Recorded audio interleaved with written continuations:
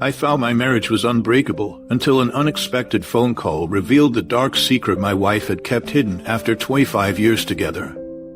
From hiring a private investigator to leaving everything behind and starting over in Portland, this is my story, a journey from shattered trust to newfound freedom and rediscovering myself. My name is Alex Reynolds. I'm 53 years old, and I work as a structural engineer for a large construction company based in Charlotte, North Carolina. I've lived in this city for nearly 3 decades, ever since I landed my first job fresh out of college. Charlotte has been the backdrop to my entire adult life, the place where I built my career, started a family, and raised my kids. It's not just a city to me, it's home, a place filled with familiar streets and memories, where every corner has a story. I met my wife, Christine, in the fall of 1995 at a small coffee shop near campus. Back then, I had just graduated and was struggling to land my first real job. Christine, on the other hand, was a senior majoring in literature, immersed in her thesis work.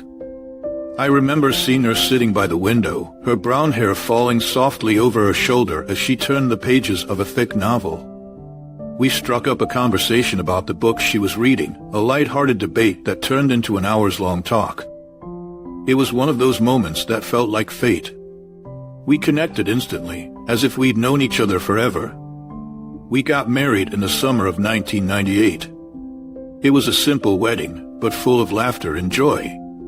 Our friends and family used to say we were the perfect match. I was the logical, analytical one, while Christine was creative, romantic, and full of dreams.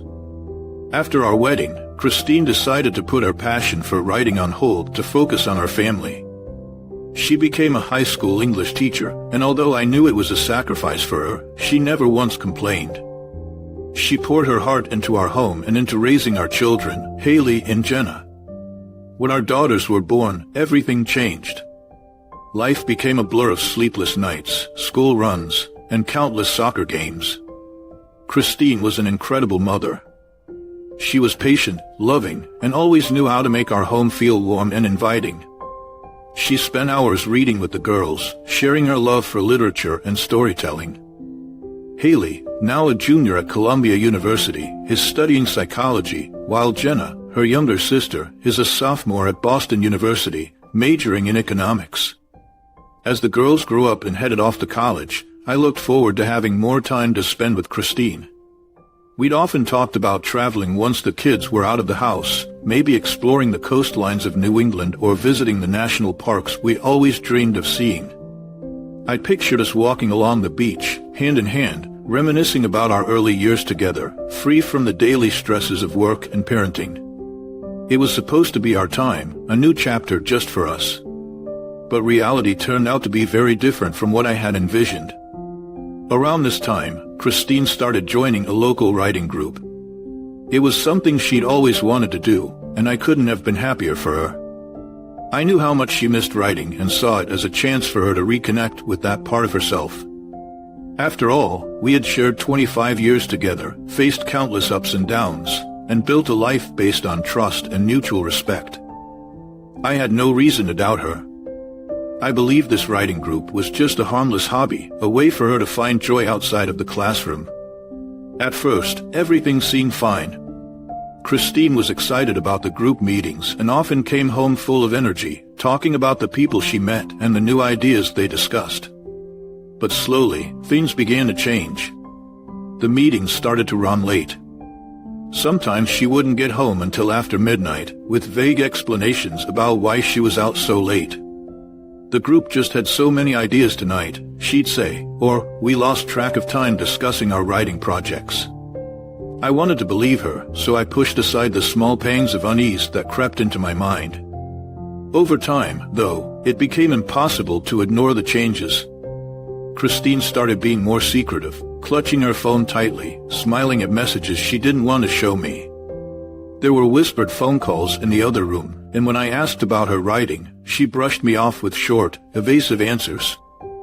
The woman who used to share everything with me, who used to fill our evenings with stories about her day, now seemed distant and preoccupied. I tried to convince myself that it was just the stress of juggling her teaching job with her newfound passion for writing. I told myself that she needed space, that maybe I wasn't being supportive enough. After all, it was her time to shine again, to focus on something she loved. But no matter how much I reassured myself, a nagging doubt began to take root in the back of my mind. Watching Christine leave the house each evening with a mysterious smile, I couldn't help but wonder, did I really know this woman I had spent the last 25 years of my life with? Everything started to change when Christine joined a local writing group in the city. I remember how excited she was about it. "Alex, I finally found a group of people who share the same passion for writing as I do," she'd say, her eyes lighting up with enthusiasm.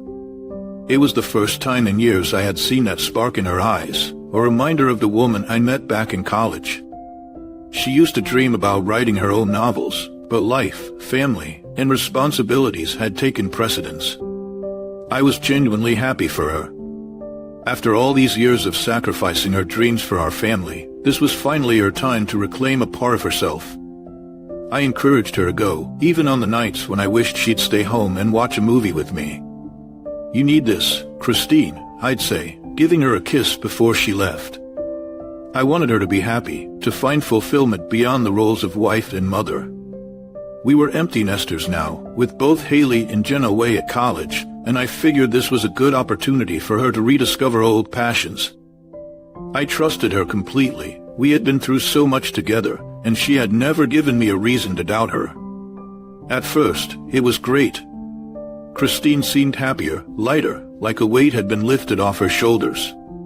She'd come back from the meetings brimming with energy, telling me about the creative exercises they did, the interesting people she met, and the ideas she was planning to write about. It felt like a fresh start for her, and I was proud to see her so engaged with something she loved. But then, the meetings started running late. Instead of coming home around 9 or 10 p.m. like she used to, it became closer to midnight. We had a lot to discuss, she'd say, or we were critiquing each other's work, and it took longer than expected. Her explanations sounded reasonable, so I didn't think much of it at first. I figured she was just caught up in the excitement, immersing herself in a world she had missed for so long. Gradually, though, Christine's behavior began to change. She became more secretive, especially with her phone. It wasn't like her to keep things from me. We'd always had an open and honest relationship, sharing everything from silly texts during the day to our deepest fears at night. Now, she'd get a text message and immediately tilt the screen away from me, offering a quick smile but saying nothing about who it was. Sometimes she'd excuse herself to take a call in another room, closing the door behind her. When I asked who she was talking to, she'd wave it off, saying it was just someone from the writing group. I noticed, too, that she stopped sharing details about the meetings. In the beginning, she'd come home buzzing with stories about the new members or the latest prompt they'd worked on. But now, when I asked her how it went, she'd just say, "It was fine," and leave it at that. It was as if she didn't want me to know what was happening there anymore. I tried not to overthink it. Maybe she just needed space. After all, she was balancing a full-time teaching job and this new writing commitment. I convinced myself that she was simply overwhelmed and needed time to herself. She had been through a lot, raising our girls and putting her own dreams on hold for so long. Perhaps this was her way of finding herself again, and who was I to stand in the way of that? But the more I tried to rationalize her behavior, the more I realized something wasn't right. One night, Christine was running particularly late. I had made dinner for us and set the table, hoping we could share a quiet meal together. She called around 8 p.m. to say she'd be home soon, but by 10:30, there was still no sign of her. I tried calling her phone, but it went straight to voicemail. I sat on the couch, watching the clock, telling myself that she was probably just caught up in a discussion. Yet, the knot in my stomach wouldn't go away. Finally, close to midnight, I heard the sound of her key in the door. Christine walked in, looking flushed and slightly disheveled. "Sorry I'm so late," she mumbled, avoiding eye contact as she slipped off her shoes. "The group ran long tonight." I wanted to believe her. I really did. But there was something different in her voice, a nervousness I couldn't place. "Are you okay?" I asked, trying to read her expression. She gave me a tight smile and nodded. "Just tired," she said before heading upstairs without another word. The turning point came a few nights later. It was late again, and I was sitting in my home office, finishing up some paperwork. I heard Christine's voice in the kitchen. It was low, almost a whisper, but there was a laughter in it that I hadn't heard in a while. I stepped out of the office and quietly made my way toward the kitchen. I wasn't trying to eavesdrop, I just wanted to say goodnight. But as I got closer, I heard another voice, a man's voice, faint but unmistakable. "We'll meet up at the Summer Writers' Retreat in Illinois, right?" The voice was male, casual but intimate. It echoed through the kitchen, just loud enough for me to hear from where I stood, half hidden in the hallway. I knew that voice instantly. It was Frank, one of the core members of Christine's writing group. I had never met him in person, but I'd heard his name enough times to recognize it. Christine had spoken about him a few times, mentioning how talented he was, how he had published a few short stories. I never thought much of it, just another face in the group of aspiring writers. "Yes, I've already signed up," Christine replied, her voice light and playful, followed by a soft, almost flirtatious laugh. It wasn't the tone she used with me anymore, it was a tone I hadn't heard from her in years. My heart dropped. I stood there in silence, the words hanging in the air like a storm cloud. Summer retreat? In Illinois? I racked my brain, trying to remember if she had ever mentioned this trip. No, she hadn't said a word about it. Not once. The room felt colder. I leaned against the wall, trying to steady myself.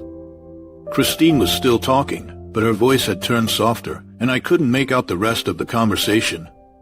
My mind was racing, flooded with questions I didn't want to ask. Why didn't she tell me about this retreat? Why was she laughing like that with him? I felt a knot of unease tighten in my chest, the kind of feeling you get when you know something is wrong but can't quite put your finger on it. I wanted to believe it was innocent. Maybe she had just forgotten to tell me. Maybe it was a last-minute decision, and she hadn't had the chance to bring it up yet. We had been busy lately, caught up in the routines of work and managing an empty nest. It wasn't unusual for us to overlook small details in our conversations. But still, a voice in the back of my mind, a small whisper of doubt, told me there was more to this than a simple oversight. I made my way back to my office, sinking into the chair, feeling the weight of what I had just heard settle over me. I couldn't shake the image of Christine laughing softly at whatever Frank had said. It wasn't just the words, it was the tone, the familiarity, the ease between them. It felt like I was intruding on a private moment, one that wasn't meant for me to hear. It was a feeling I hadn't experienced in all our years together, a feeling of being an outsider in my own marriage. I pulled out my phone and opened the calendar app, scrolling through the upcoming months. Christine had mentioned a few events and commitments here and there, but there was nothing about a retreat in Illinois. No marked dates, no reminders. I flipped through our shared calendar, but it was empty. I knew then that this wasn't something she had planned with me in mind. I sat there for a long time, staring at the empty screen, trying to make sense of it. Part of me wanted to confront her right away, to walk into the kitchen and demand an explanation. But what would I even say? Why didn't you tell me about the retreat? Who is Frank to you, really? I had no proof of anything beyond a vague suspicion, a few stray words overheard by chance. And yet, those few words felt like a crack in the dam, a small but undeniable sign that something was terribly wrong beneath the surface. In all our years together, I had never doubted Christine's loyalty. We had faced so many challenges, financial struggles, raising 2 daughters, dealing with the ups and downs of life. Through it all, I believed we were a team, that we shared an unspoken bond of trust. But standing there in the hallway, listening to her talk to another man about plans she hadn't shared with me, I felt that trust start to waver. I knew I couldn't ignore this feeling, no matter how much I wanted to. It was like a splinter lodged deep under the skin, small, almost invisible, but impossible to ignore once you knew it was there. I needed to know more. I couldn't confront her with just a hunch, a fragment of a conversation overheard by chance. I needed to be sure before I brought it up, before I risked shattering the fragile peace of our home with accusations that might be unfounded. So, I decided to wait. I'd watch and listen, quietly, without tipping my hand. I'd look for other signs, small things I might have missed before. Maybe this was just a misunderstanding, a harmless friendship blown out of proportion by my own insecurities. But deep down, I knew it wasn't that simple.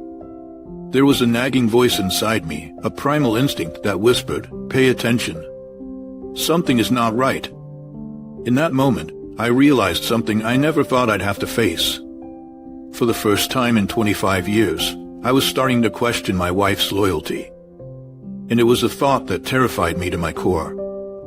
I forced myself to stay calm, even though everything inside me was screaming. I needed proof before I confronted Christine, something undeniable that I couldn't rationalize away. The fragments of conversation I'd overheard weren't enough, they were just seeds of doubt. I couldn't accuse her based on my suspicions alone. What if I was wrong? What if this was just a misinterpretation, a coincidence? But deep down, I knew I wasn't imagining things. The laughter, the secret of phone calls, the unexplained plans, they all pointed to something I couldn't ignore. After a sleepless night filled with swirling thoughts, I made a decision I never thought I'd have to make in my entire life. I hired a private investigator. His name was Mark Taylor, a seasoned professional with a reputation for being discreet and thorough. We met in a small coffee shop a few miles outside the city, a place where I was sure no one would recognize me. As I sat across from him, my hands trembled slightly, but I held it together, recounting everything I'd noticed over the past few months. Mark listened intently, nodding as he took notes. "I understand, Alex," he said, his voice calm and reassuring. "You're not the first person to come to me with a story like this, and unfortunately, you probably won't be the last. I'll take care of it quietly. If there's something going on, I'll find out." I felt a strange mix of relief and guilt as I handed him a photo of Christine, along with the details of her upcoming trip to Illinois. This was my wife, the woman I had trusted with every part of my life, and now I was hiring a stranger to follow her, to invade her privacy. But I needed the truth, no matter how much it hurt. A few days later, Christine left for the summer writer's retreat. She seemed excited, almost giddy as she packed her suitcase. "I'll miss you," she said, giving me a quick kiss before heading out the door. I forced a smile, feeling the weight of the secret I was carrying. "Have a great time," I managed to say, my voice strained. I watched her drive away, and a part of me wished she would turn back, that she'd say something to reassure me, to prove that my fears were unfounded. But she didn't. She drove off without a second glance, leaving me standing there in the doorway. Mark called me on the third day of the retreat. His voice was somber, more serious than when we had first met. "Alex, I think you should see this," he said. "I've got photos and videos. It's not good." I felt a pit open up in my stomach as I made my way to his office later that afternoon. The room was small and cluttered, with stacks of files and photos scattered across his desk. He slid an envelope toward me, thick with evidence. I hesitated for a moment before opening it, knowing that whatever was inside would change everything. The first photo hit me like a punch to the gut. It was Christine, sitting on a park bench with Frank, her hand resting lightly on his knee. She was looking at him with a smile I hadn't seen in years, a smile filled with warmth and affection. The next photo showed them walking through the campus grounds, their fingers intertwined like a couple of teenagers in love. In another, they were sitting at an outdoor cafe, leaning in close, lost in conversation. And then there was the one that broke me. They were kissing, right in the middle of the busy campus, completely unashamed. Neither of them was wearing a wedding ring. I felt a sharp pain in my chest, as if someone had physically ripped my heart out. I wanted to look away, to throw the photos across the room and deny what I was seeing, but I couldn't. My eyes were glued to the images, each one a knife twisting deeper. I had given Christine my entire life, my unwavering trust, and she had thrown it away for this. Mark cleared his throat gently, breaking the silence. "I'm sorry, Alex. There's more." He played a video on his tablet, the screen flickering to life with shaky footage. It showed Christine and Frank standing outside one of the dorm buildings, laughing together. Frank pulled her into his arms, and she went willingly, resting her head on his shoulder. They stayed like that for a long moment, swaying gently as if they were dancing to a song only they could hear. I watched in silence, feeling a numbness spread through my body. It wasn't just a fling. It wasn't just a mistake. This was a relationship, something deeper and more meaningful than I had ever feared. They looked comfortable, at ease, like two people who had been together for a long time. It was obvious they weren't hiding, not from anyone at the retreat, at least. They acted like a couple in love, without a care in the world. The video ended, and Mark looked at me, his eyes filled with sympathy. "I know this is a lot to take in," he said quietly. "You don't have to decide what to do right now. Take your time." I nodded, unable to find my voice. My mind was blank, spinning in 1,000 different directions. I had spent 25 years building a life with Christine, trusting her implicitly, believing that we were in this together. And now, in a matter of minutes, that entire foundation had crumbled beneath me. I stood up, stuffing the photos back into the envelope with shaking hands. "Thank you, Mark," I managed to say, though the words felt hollow. I turned and left the office, stepping out into the harsh afternoon sun. The world around me seemed unchanged. People went about their day, cars drove by, the city buzzed with its usual energy. But for me, everything had shifted. I felt like a stranger in my own life, disconnected from the reality I thought I knew. As I drove home, the images played over and over in my mind, like a broken record I couldn't turn off. I knew I couldn't keep pretending anymore. I couldn't brush this aside or make excuses. Christine had betrayed me, and there was no coming back from this. The woman I thought I knew, the woman I had loved for so many years, was gone. In her place was a stranger, someone who had chosen to share her life, her laughter, her love with another man. I pulled into the driveway, staring blankly at the house we had shared for so long. It no longer felt like home. It felt like a shell, an empty structure filled with memories that had lost their meaning. I realized then that everything was about to change, and I had no idea what the future would hold. But one thing was clear, I could never go back to the way things were before. The trust had been broken, shattered into pieces, and there was no putting it back together. After seeing the photos and videos, I felt numb. I was hollowed out, like all the love and trust one had carried for so many years had been sucked out of me in an instant. I sat in the car for hours, parked outside our house, unable to move. It was as if my entire life had flashed before my eyes, every moment of laughter, every shared look, every memory of raising our daughters together. It all felt tainted now, poisoned by the knowledge of Christine's betrayal. When I finally walked into the house, it felt different, almost foreign. The familiar scent of Christine's lavender candles, the framed photos of our family on the walls, the souvenirs from vacations we'd taken together, they all seemed like relics of a past that no longer existed. This place, once filled with love and comfort, now felt like a museum of lies. I realized then that I couldn't stay. I couldn't live in a home that was built on a foundation that had crumbled beneath me. I made a decision that night. I wouldn't confront her, wouldn't demand answers or ask for explanations. I knew she'd have 100 excuses, stories to twist and spin the narrative. She'd blame the distance between us, the emptiness of the empty nest after the girls left, the pressures of her job. She might even try to turn it on me, saying I didn't give her enough attention, that I was too focused on work. But I didn't need her justifications or apologies. I had seen enough. I needed to leave before I let her words seep into my heart and make me doubt what I knew to be true. I spent the next week quietly putting my plan into action. I called a lawyer, a man recommended by a colleague who had gone through a tough divorce himself. We met in his downtown office, a sterile place with white walls and sleek furniture. He was efficient, not the type to waste time with unnecessary questions. "You're sure about this?" he asked, sliding the papers across the desk to me. I nodded, signing my name without hesitation. This was the only way forward. Next, I arranged for a transfer with my company. Portland, Maine. It was about as far away from Charlotte as I could get while still staying on the East Coast. I'd always loved the idea of living near the ocean, but we never went because Christine preferred the mountains. Now, it didn't matter. I needed a fresh start, a place where I could disappear and rebuild without the ghost of our shared life hanging over me.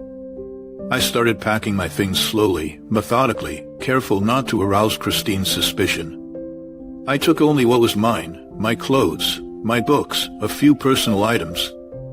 I left behind the furniture, the artwork, even my favorite leather armchair. I wanted no reminders of this place, no pieces of our shared life to carry with me.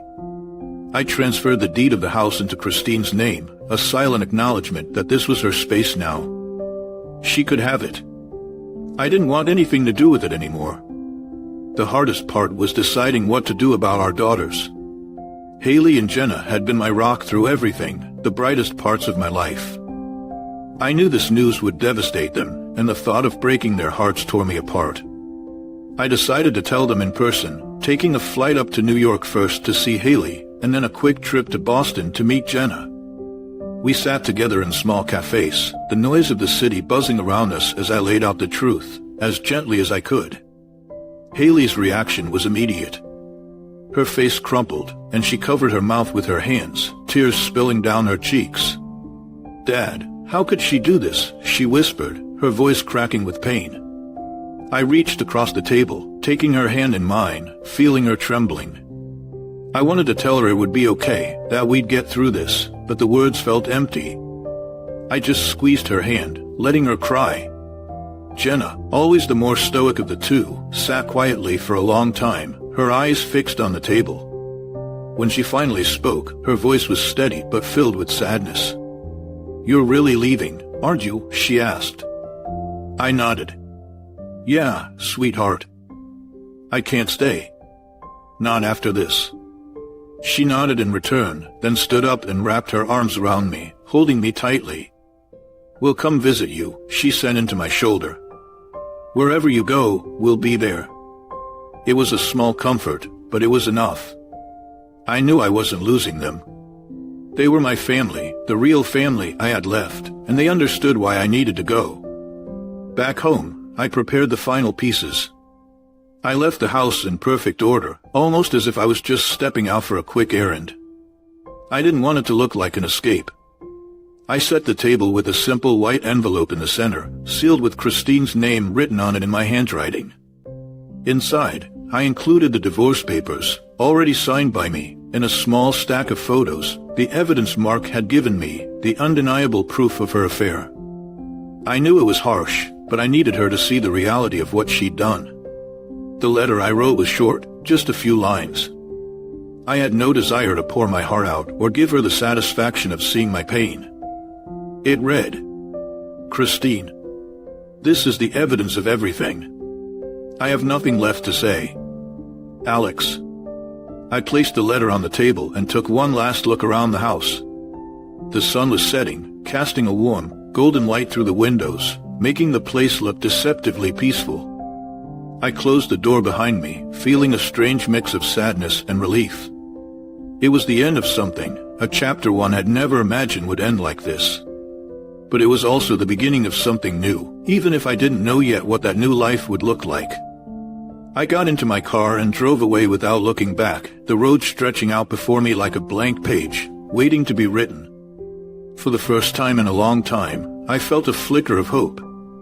I didn't know what the future held, but I knew one thing for sure, I was free. Before I left, I knew I had to face one of the hardest parts of this whole ordeal, telling Haley and Jenna. They were my everything, the best parts of my life. I had always taken pride in the way we had raised them, how they had grown into strong, intelligent young women. They were my greatest achievements, the one thing in this world I knew I had done right. And now I had to tell them that the family they believed in, the foundation of trust we had built, had been shattered. I booked a flight to New York first, to see Haley. It was a gray, overcast day when I arrived, the kind of weather that perfectly matched the heaviness I felt inside. We met at a small cafe near her university, a place we'd been to many times before when I visited her in the city. She was already there when I walked in, sipping a latte, her long brown hair tucked behind her ear, the way she always wore it when she was deep in thought. I could see the concern in her eyes as soon as she spotted me. I had texted her the night before, saying we needed to talk, and she must have sensed that something was wrong. "Dad, what's going on?" she asked as I sat down. Her voice was anxious, her usual confidence replaced by a nervous edge. I took a deep breath, feeling the weight of what I was about to say. "Haley, there's something you need to see," I said quietly, pulling the envelope out of my bag. I handed it to her, my hands trembling slightly.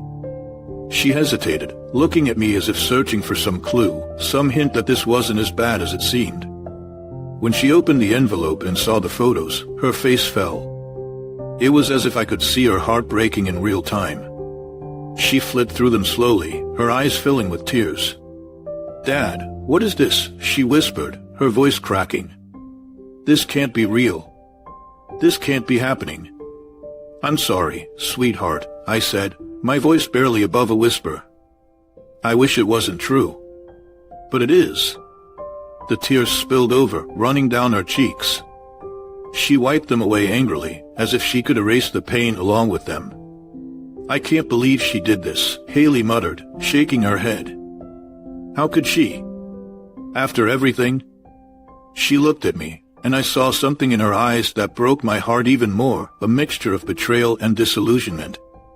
She had always idolized Christine, looked up to her as the perfect mother. Now, that image was shattered. I reached out and took her hand, squeezing it gently. "I'm sorry you have to go through this," I said. "I know it hurts." Haley nodded, sniffing back tears. "I just don't understand," she said, her voice small, like she was a little girl again. "I thought we were a happy family." I thought. Her voice trailed off, and she bit her lip, trying to hold back more tears. I wanted to take all her pain away, but there was nothing I could do. This was a wound that would take time to heal, if it ever did. I held her hand in silence for a long time, letting her cry, letting her process the enormity of what I had just shown her. Finally, she looked up at me, her eyes red but determined. "We'll get through this, Dad," she said, her voice stronger now. "You're not alone in this." I hugged her tightly, feeling a bit of the tension leave my shoulders. She was right. I wasn't alone. No matter what happened, I still had my girls. After saying goodbye to Haley, I took a train to Boston to see Jenna. She was the younger of the two, but had always been the more practical one. If Haley was the heart, Jenna was the backbone. She had a quiet strength about her, a steadiness that I admired, even when she was a little girl. We met at a park near her university, a place she liked to go when she needed to think. Jenna was already sitting on a bench when I arrived, bundled up in her coat against the chilly autumn wind. She stood up and hugged me as soon as she saw me, holding on a little longer than usual, as if she could sense what was coming. "Dad, you look tired," she said, studying my face. "What's going on?" I sat down next to her, taking a moment to gather my thoughts. "Jenna," I said slowly, "there's something I need to show you. It's about your mother." Her expression shifted, her brow furrowing in concern. I handed her the envelope, the same one I had given Haley. Jenna opened it without hesitation, flipping through the photos in silence. Her face didn't change much, but I could see the tension in her jaw, the way she gripped the edges of the photos a little too tightly. When she finished, she looked up at me, her eyes hard, but calm. "I knew something was off," she said quietly. I could tell, even when she called last week. There was something in her voice, like she was hiding something. Jenna exhaled slowly, folding the photos back into the envelope. "This isn't your fault, Dad." I felt a lump in my throat, overwhelmed by her calm acceptance. "I'm so sorry you have to see this," I said.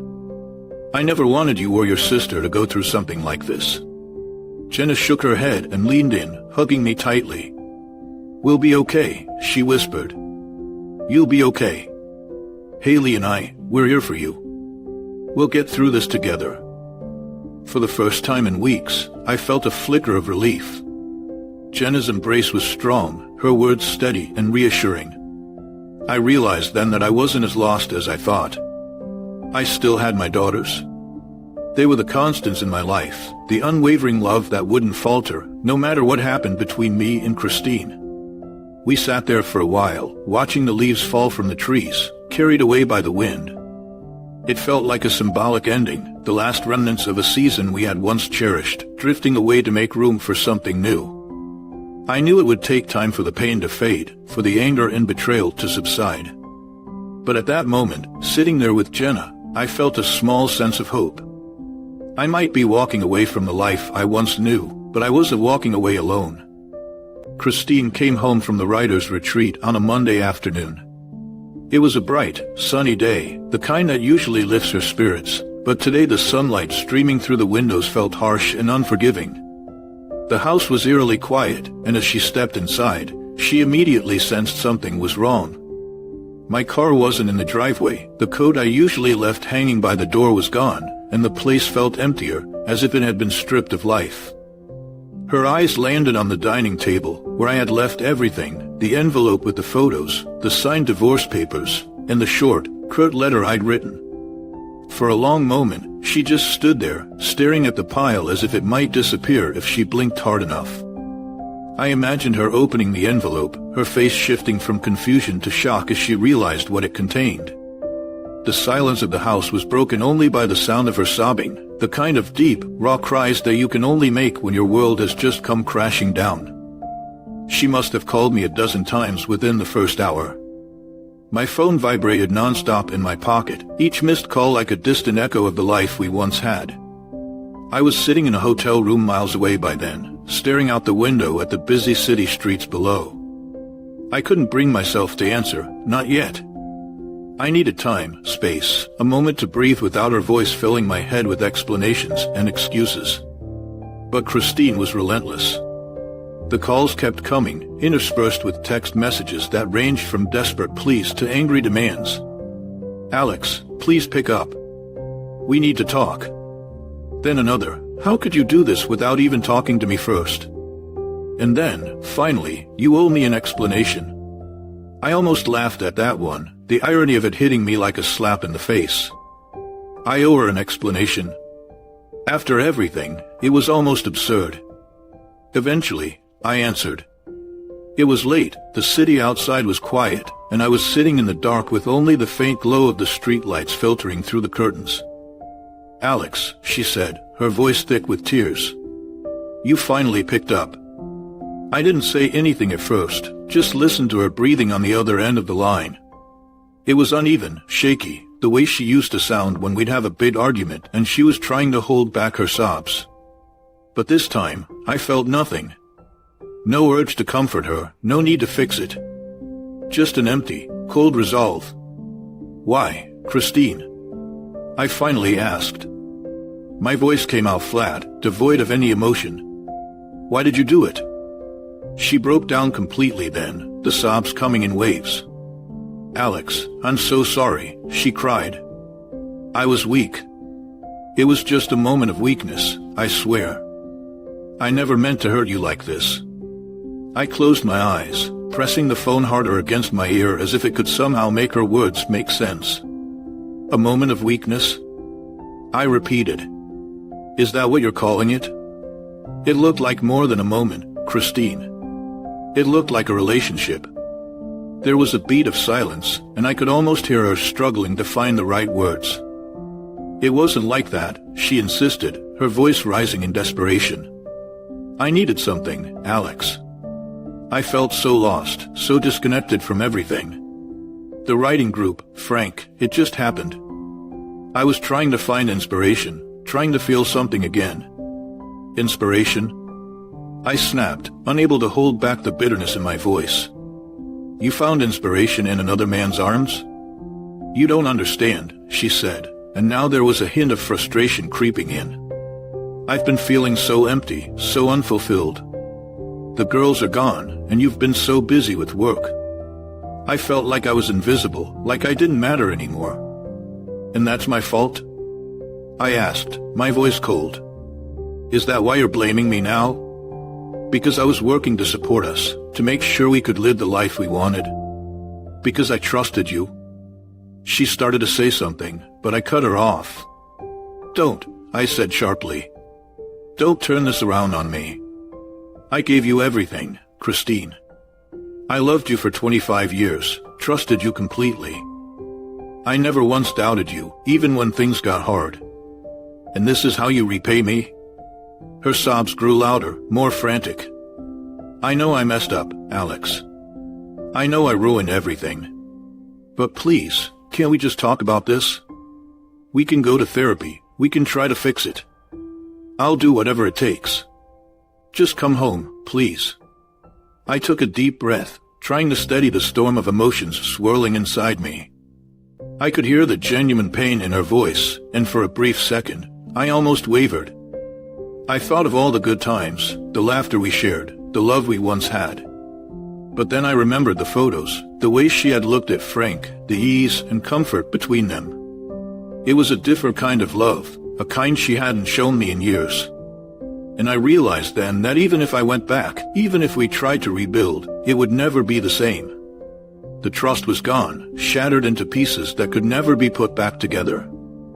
"I can't," I said finally, my voice barely a whisper. "I can't come back. It's over, Christine. You made your choice, and now I'm making mine."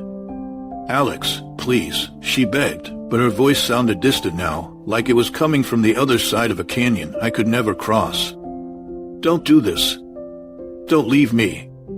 But I had already left. I left the moment I saw those photos, the moment I realized that the woman I had loved for so long was gone, replaced by a stranger who had chosen someone else. "I'm sorry," I said, but it was empty, a formality. I wasn't sorry for leaving. I was sorry that it had come to this. "Goodbye, Christine." I hung up the phone and turned it off, setting it down on the nightstand. I sat there in the darkness for a long time, staring at the blank screen, feeling a strange sense of calm settle over me. The storm had passed. There were no more calls, no more tears, no more lies. Just silence. And for the first time in weeks, I felt like I could finally breathe. Starting over in Portland, Maine, felt like stepping into a different world. The coastal town was a stark contrast to the bustling city life of Charlotte. Here, the pace was slower, the air smelled of salt and seaweed, and the sound of seagulls replaced the noise of traffic. I found myself standing on the edge of the pier on my first day, staring out at the endless horizon, watching the waves roll in and crash against the rocks. It felt like the ocean was washing away everything I had carried with me, the pain, the betrayal, the old life that no longer existed. I rented a small cottage on the outskirts of town, close enough to the water that I could hear the gentle hum of the waves at night. It was a modest place, nothing like the large family home I'd left behind, but it suited me perfectly. The first few weeks were strange and quiet. I woke up every morning expecting to hear Christine's voice, the sounds of our daughters in the kitchen during their visits home, the familiar chaos of family life. But instead, there was only silence. It was both comforting and disorienting, like the calm after a long storm. The people in Portland were kind, welcoming me without prying into my past. I joined a local rowing club on a whim, drawn by the sight of the sleek boats cutting through the early morning mist. I had always loved being out on the water, but it was a hobby I'd put aside years ago when life became too busy. Now, it felt like a chance to reclaim a part of myself that I had forgotten. The first time I slipped into the boat and pushed off from the dock, I felt a rush of exhilaration, the oars slicing through the water, the rhythm of the strokes steadying my mind. I became a regular at the club, showing up at dawn to row with a group of retirees and a few younger locals who shared my love for the sea. We would glide across the bay in the early morning light, the sun rising over the water, casting a golden glow that made everything seem new and hopeful. I made friends there, people who knew me only as Alex, the guy who loved to row, not Alex, the man who had just walked away from a 25-year marriage. It was a relief to be seen without the weight of my past hanging over me. There was Linda, a retired teacher who had lived in Portland her whole life. She took me under her wing, inviting me to dinners and introducing me to her circle of friends. And there was Sam, a gruff but kind fisherman who became my closest friend in town. We'd spend hours talking on his boat, drinking coffee as we watched the fog roll in. He never asked why I had moved here, and I was grateful for that. He just seemed to know that I needed the space to breathe, to find my own way again. I also started hiking the nearby trails, something I hadn't done in years. The forests here were thick with pine trees, the ground covered in a soft carpet of needles that muffled every step. I would hike for hours, letting the peace of the woods settle over me. It was during these walks that I found the time and space to think, to sort through the tangled mess of emotions I still carried with me. I felt anger, sadness, and an overwhelming sense of loss. But alongside that, there was something new, a quiet, growing sense of relief. I hadn't realized just how heavy my old life had become until I had left it behind. Haley and Jenna visited as often as they could. They brought a sense of normalcy with them, filling the cottage with laughter and warmth, if only for a weekend at a time. We'd sit on the porch together, watching the sun set over the ocean, talking about their lives and their plans. Haley would tell me about her psychology classes, her passion for helping people find their way through their own pain. Jenna, ever the practical one, shared her latest projects from her economics courses, her voice full of excitement and determination. One evening, we took a walk down the beach, the three of us barefoot in the sand, the waves lapping at our feet. Haley slipped her arm through mine, leaning her head on my shoulder. "Dad," she said softly, "I'm so glad you found this place. It suits you." I nodded, squeezing her hand, feeling a swell of gratitude. They had been my lifeline through all of this, the one constant I could hold on to as everything else fell apart. Jenna, walking a few steps ahead, turned around and grinned at me. "Where are you going to teach us how to row?" she teased, her eyes sparkling with a mischievous glint. It was the first time in a long while that I saw them both truly happy, and it warmed something deep inside me. We spent the next day out on the water, laughing as I showed them the basics, cheering when they managed to keep the boat steady for more than a few strokes. Those moments, small and fleeting, were what kept me going. They reminded me that despite everything I had lost, there was still so much left to live for. I found myself smiling more, feeling lighter with each passing day. The pain was still there, lurking in the background, but it was no longer the sharp, unbearable agony it had once been. It was fading, becoming a dull ache, a reminder of a chapter that was slowly closing. I started to look forward to the mornings again, to the crisp air and the smell of the ocean. I took up painting, a hobby I hadn't touched since college, and found solace in the quiet act of creating something new. I painted the boats on the bay, the rocky coastline, the vibrant sunsets that filled the sky with hues of pink and orange. It wasn't about being good at it. It was about finding joy in something simple, something that was mine alone. For the first time in a long time, I felt like I was exactly where I was supposed to be. I was no longer haunted by the life I'd left behind. Portland had become my sanctuary, a place where I could heal and find myself again. I knew I wasn't fully healed yet. That might take years, or it might never happen completely. But I was okay with that. Each day brought a little more peace, a little more lightness, and I knew I was on the right path. I realized then that I wasn't just starting a new life. I was rediscovering who I was, the person I had buried under the weight of responsibility and routine. And for the first time in years, I felt hopeful about the future, whatever it might hold. Christine didn't give up easily. Even after I left, after I made it clear that there was nothing left to salvage, she continued reaching out. It started with phone calls, which I ignored. Then came the texts, long, emotional messages that filled my screen with paragraphs of regret. "Alex, please, just hear me out. I know I made a mistake. I've lost you, and it took losing you to realize what you meant to me. Please, can we try again?"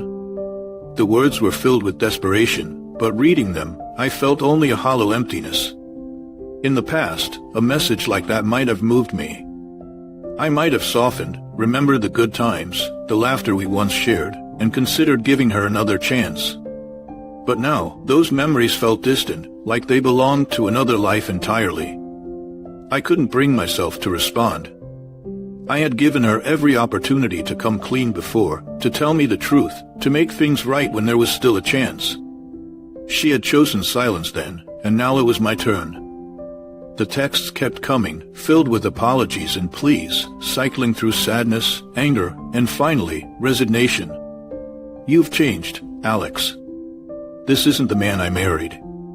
You're cold, unfeeling. Where did the old you go?"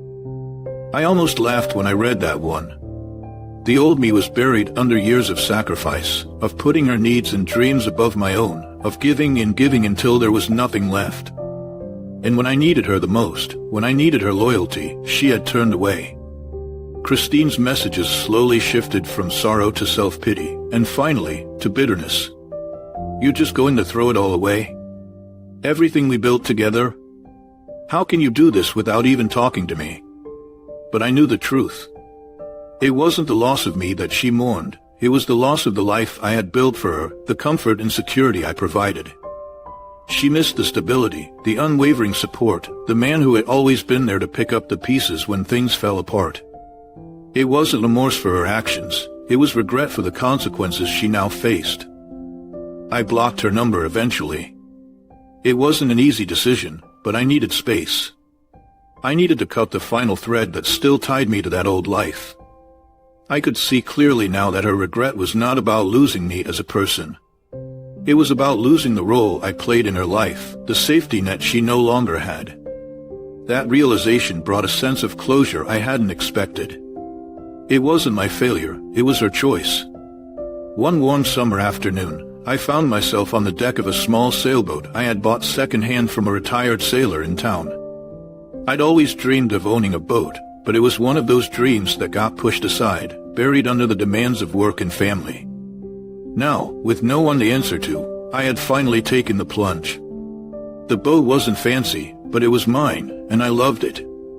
As I stood there, gripping the wheel, the wind tousled my hair, filling the sails and propelling me forward. The sun glinted off the waves, casting a shimmering path that stretched all the way to the horizon. I took a deep breath, inhaling the salty air, feeling the cool breeze on my face. It was a feeling I hadn't experienced in years, pure, unfiltered freedom. I let the boat drift for a while, looking out at the vast, open ocean. There was something profoundly peaceful about it, the way the water stretched endlessly, the rhythmic rise and fall of the waves. I realized then that this was the first time in a long time that I felt truly at peace. The burden of my old life, the weight of the past, seemed to lift, carried away by the wind. I thought about Christine, about the life we once had. There was a time when she was my entire world, when I couldn't imagine a future without her. But standing there, surrounded by the endless expanse of the sea, I understood that what I had lost wasn't really her. It was the idea of her, the dream of a life we had built together. In reality, that life had ended long before I left Charlotte. It had ended the moment she chose someone else, the moment she broke the trust we had spent years building. I realized then that I didn't hate her. I wasn't even angry anymore. I was just done. I had moved past it, beyond the pain and the betrayal. What I felt now was something closer to indifference, a quiet acceptance that we were two people who had drifted apart long before we acknowledged it. I wasn't sure if I would ever fall in love again, and that was okay. I had no immediate plans, no desperate need to fill the void she had left behind. For now, it was enough to stand here on this boat, feeling the wind in my hair, the sun on my face, and the promise of endless possibilities stretched out before me. I had found a piece of myself again, a part one thought I had lost forever in the grind of daily life, in the compromises of marriage, in the years spent putting everyone else first. And perhaps that was the most important thing. It wasn't about finding someone new or starting a new relationship. It was about finding myself, about remembering who I was before the weight of expectations and responsibilities piled on top of me. I felt lighter than I had in years, as if I was shedding an old skin, stepping into a new chapter that was mine alone. I turned the boat around and headed back toward the harbor, feeling a quiet sense of contentment settle over me. As I looked out at the horizon one last time, I realized something important. I was no longer running away from the past. I was simply sailing forward, into a future I had finally reclaimed for myself. And for the first time in a long time, that felt like enough.